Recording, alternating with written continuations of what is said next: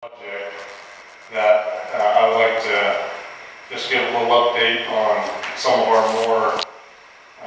larger projects each year, either dollar-wise or that our community pays attention to a little more, just so you're aware of some of the things that we're doing and how the project continues to operate.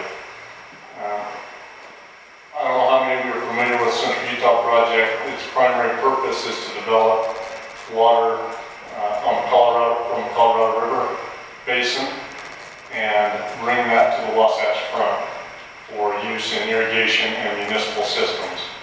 That system, the biggest unit in the Central Utah project is the Bonneville unit, which spans from as you can see, Starvation Reservoir and the Upper Stillwater Dam, a series of pipelines and tunnels that bring water through the mountains to Strawberry Reservoir and then down into Utah County for distribution up into South Salt Lake County, Western Utah County, and throughout the Wasatch Front area. One of the keys to the project is the Jordanelle Reservoir, which this development of the Colorado River water has allowed Jordanelle to be built and to store water. We here in Wasatch County, this project, we are kind of an environmental portion of this project, of the Central Utah project, a project called, of course, our Wasatch County Water Efficiency Project. That project had, like I said, mainly environmental purposes of restoring the Upper Strawberry River and providing environmental enhancements to local streams, including the McKrola River here.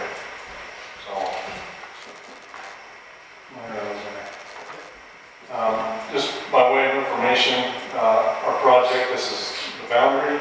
There's about 17,000 acres under the service area, 18 miles of canal, 10 pump stations, and about 58 miles of main distribution pipeline here in the valley.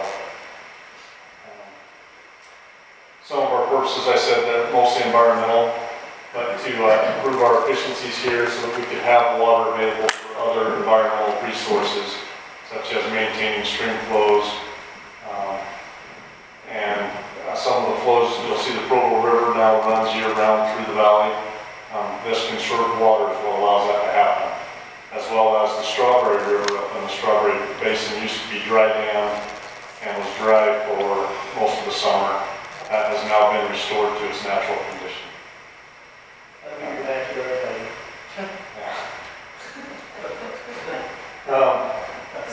Real quick, we have diversion structures, canals that we operate, ponds,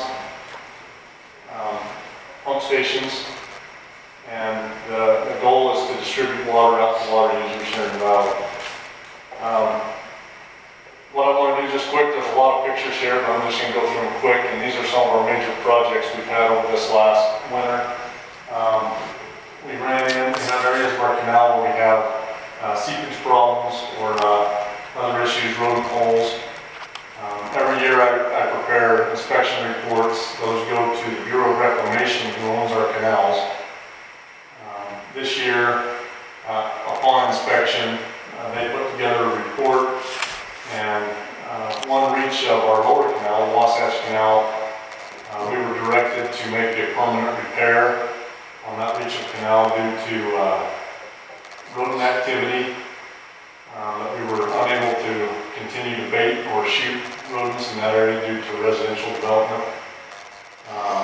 Some large trees and roots that were causing problems with the stability of the canal, and some steep amendments. Is there any way to move that projector back a little bit, because my eyes just can't squint that much? Well, these pictures here are a little small. They're just copies of their report. They'll get bigger here in a minute. So these are just some pages from the report. This shows seepage areas and rodent holes. And some of you may have been interested why we lined about 4,600 feet of canal from Coyote Lane to the point of Creamery Hill there, was to mitigate those problems that were there. So In October, we began a lining project. Councilman Rollins probably real familiar with this, and saw too much of it. That's in that process, we cleared and drugged along the bank and excavated out the main canal. Did outreach and we set a grade. A lot of it, interesting to note, this canal was built through a rock. Back when they built it in the late 1800s, this was done with scrapers and dynamite and some axes. That was the Newsom County. Yes, that was a hammer. So a lot of work to get that excavated out and leveled off.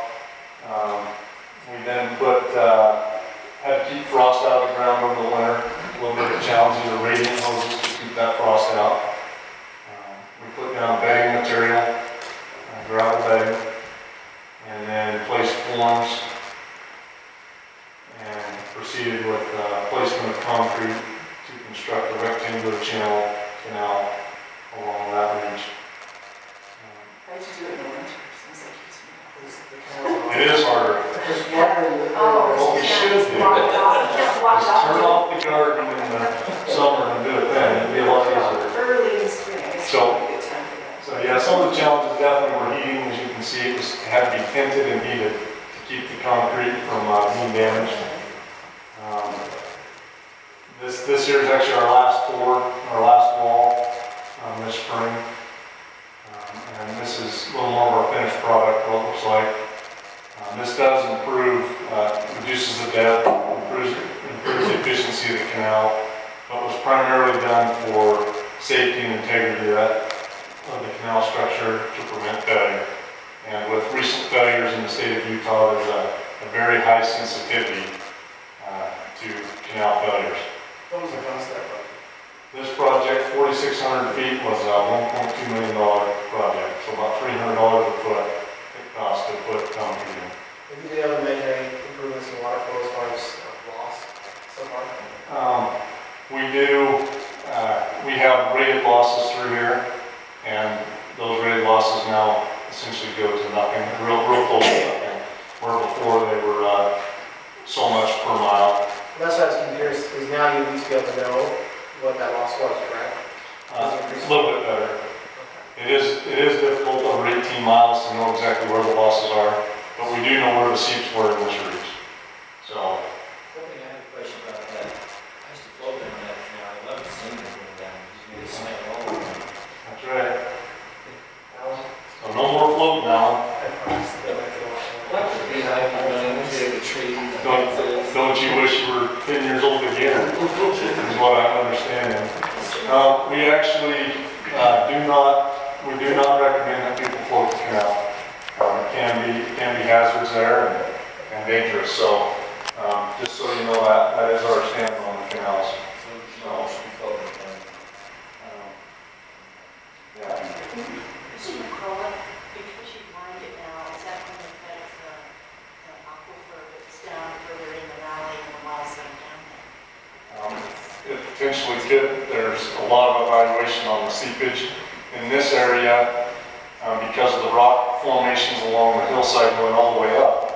Most of our seepage from this canal is shallow seepage and does not feed the aquifers in the north fields. However, we do monitor that aquifer, and our main project, when we quit flood irrigating about 14 years ago now, did have an effect. The return flows no longer came into those streams, and we do mitigate that. We do turn additional water into the north fields to help mitigate from that. Another project this year, those that are familiar with Old Cook's property or an area here just south of Center Street at about 1400 East, is we had a diversion structure going to the lower Wasatch Canal that had failed. The lower right of that gate, you can see some rebar and some just granular material. That was actually the concrete. It had been there about 68 years, this structure. This is some of the seepage from the bottom of that last summer. was a significant amount of water. And that was on the other outside, all that water? Yeah, this is on the outside of the main canal. The main canal is behind that wall. This water is flowing through that field area. So we found the need to replace that this last winter as well. We had to drain this structure. This is what it looked like underneath. Flood waters do go through this channel. If you look at the far end of that, it's completely plugged. That's actually tree roots that have plugged that off, restricting the flow during flood times. We removed this structure. Similar thing, we had to dry the stream up and do the understructure as well. And so we replaced that culvert that you saw with a 4x6 square culvert underneath, and then came across the top and rebuilt the canal over the top as a concrete channel. So just a few pictures showing that process, same issues, cold weather, winter construction, keeping it heated. This is what the channel looked like before we turned water back in. Downstream view looking back up, and then after water was turned back in. So this is actually, Brooks is an inverted siphon under our canal, this location. So now, just up from that, this really doesn't affect CUWCD, but we do have, in Wasatch County, there's some developments that own spring rights, just below the Broadhead Spring, and they wanted to divert those water rights into our canal for delivery in their project between Beaufontaine and Triple Crown. And so a new structure was also built there in order to divert that water and deliver it into the canal. So, and that was just upstream.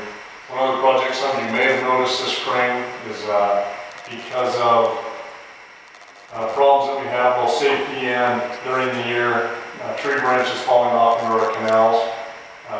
This reached just south of Center Street as we came in this spring, and had 7 trees come in and trim up these trees, essentially cut everything off that was leaning over the canal. I did not add another picture in there of the completed project, but right by you can see.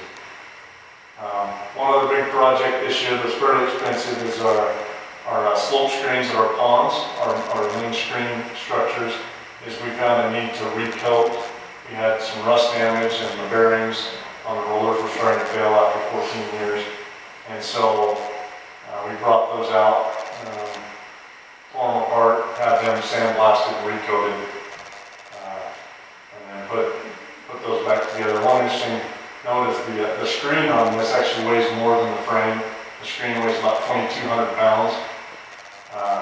The overall structural length weighs about 4,000 pounds, so a little bit of a challenging project. One other thing we're doing currently is we are building an emergency backup generator building for our office building, and that you'll see that being built currently. We also have some pumps. These are vertical turbine pumps that were replaced this last summer. These are 2-stage pumps that pump water up to about 110 pounds of pressure that were replaced. So that kind of sums up our projects over the last winter. Some major